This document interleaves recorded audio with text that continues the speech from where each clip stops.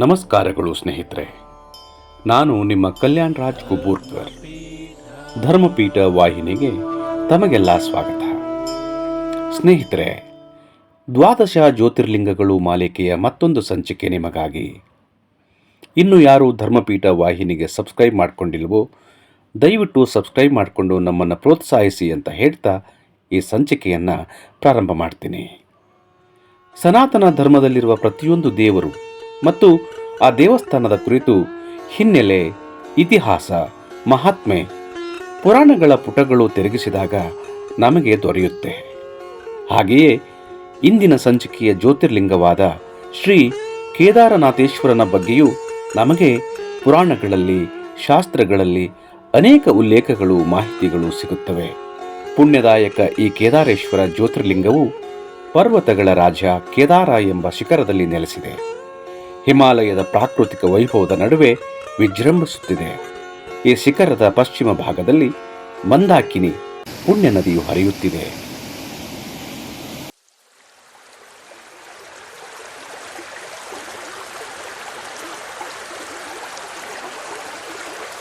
ಈ ಕೇದಾರ ಪರ್ವತದ ಪೂರ್ವದಲ್ಲಿ ರಮ್ಯತೆ ಮೈಗೂಡಿಸಿಕೊಂಡು ಅಲಕಾನಂದ ನದಿಯು ಹರಿಯುತ್ತಿದ್ದು, ಇದರ ತೀರದಲ್ಲಿ ಸುಪ್ರಸಿದ್ಧ ಬದ್ರಿನಾಥ ಕ್ಷೇತ್ರವಿದೆ.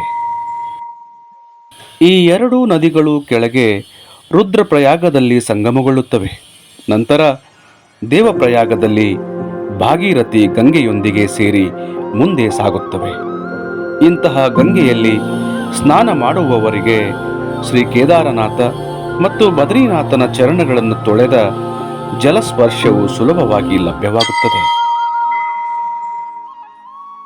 ಅತಿ ಪವಿತ್ರ ಮತ್ತು ಪುಣ್ಯದಾಯಕ ಶ್ರೀ ಕೇದಾರನಾಥ ಜ್ಯೋತಿರ್ಲಿಂಗದ ಬಗ್ಗೆ ಪುರಾಣಗಳಲ್ಲಿ ಹೇಳಿರುವ ಪ್ರಕಾರ, ತಪಸ್ವಿಗಳ, ಋಷಿಗಳ, ದೇವತೆಗಳ ನಿವಾಸ ಭೂಮಿ, ಪರ್ವತಗಳ ರಾಜ ಕೇದಾರವೆಂಬ ಶಿಖರದಲ್ಲಿ ಮಹಾತಪಸ್ವಿಗಳಾದ ಶ್ರೀ ನರ ಮತ್ತು ಶ್ರೀ ನಾರಾಯಣರು ಅನೇಕ ವರ್ಷಗಳವರೆಗೆ ಮಹಾದೇವನನ್ನು ಒಲಿಸಿಕೊಳ್ಳಲು ಕಠಿಣ ತಪಸ್ಸು ಆಚರಿಸುತ್ತಾರೆ.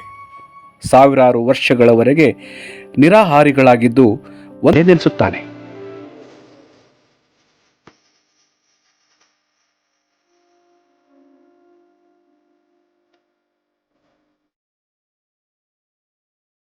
ಹಿಮಾಲಯದ ಕೇದಾರ ಎಂಬ ಶಿಖರದ ಮೇಲೆ ನೆಲೆಸಿದ ಕಾರಣ ಈ ಜ್ಯೋತಿರ್ಲಿಂಗವನ್ನು ಕೇದಾರೇಶ್ವರ ಎಂದು ಕರೆಯಲಾಗುತ್ತದೆ.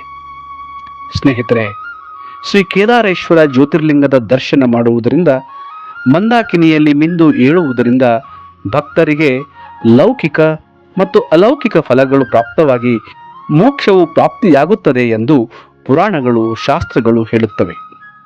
ಇನ್ನೂ ಅಲ್ಲಿಗೆ ತೆರಳಿ ಶ್ರೀ ಕೇದಾರೇಶ್ವರನ ದರ್ಶನ ಭಾಗ್ಯ ಪಡೆಯದ ಎಲ್ಲರಿಗೂ ಆ ಮಹಾದೇವನು ತನ್ನ ಬಳಿಗೆ ಕರೆಸಿಕೊಳ್ಳುವ ಕೃಪೆ ಮಾಡಲಿ ಎಂದು ಧರ್ಮಪೀಠ ವಾಹಿನಿಯು ಪ್ರಾರ್ಥಿಸುತ್ತದೆ.